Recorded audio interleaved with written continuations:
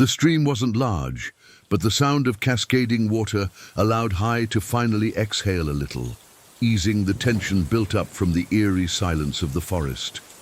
Throughout their journey, the darkness and solitude of the woods had made him anxious. He looked at his younger brother and gestured for him to sit. "Let's rest here for a moment before continuing to search for the herb," Hai suggested. Sun nodded, staring intently at the flowing water, but before he could say anything, Hai added, "Now that we're inside the valley, remember Mr. Mock's instructions." "Yes, I know," Sun replied. Hai rummaged in his pack and took out a small thermos, which had just enough water for the two of them to drink until nightfall. Sufficient for now. After resting for about 10 minutes, he stood up.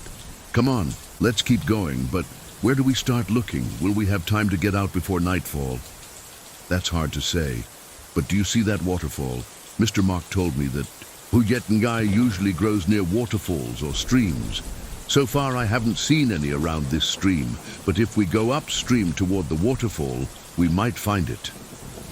"That's great," Sun said, hope rising in his chest.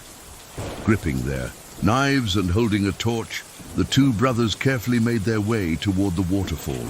Just as Hai had suspected, when they reached its base, they spotted a small patch of land across from them, where a cluster of wild plants bore tiny red buds.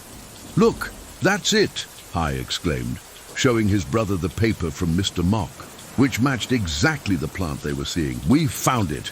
They both jumped in excitement and hugged each other. "An, Hai, this means we're about to save Mother," Sun said. "Yes," Hai replied, trying to contain his excitement.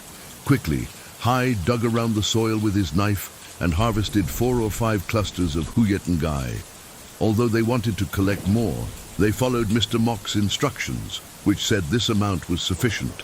Once finished, Hai carefully placed the herbs into his pack and urged his brother to move on. Following a narrow path, they continued until nightfall, when they reached a clearing and set up camp. Finally, they could relax and celebrate their success. They washed the Huyetengai in clean water, and now the tiny red buds emitted a soft, magical glow that made the scene feel enchanting.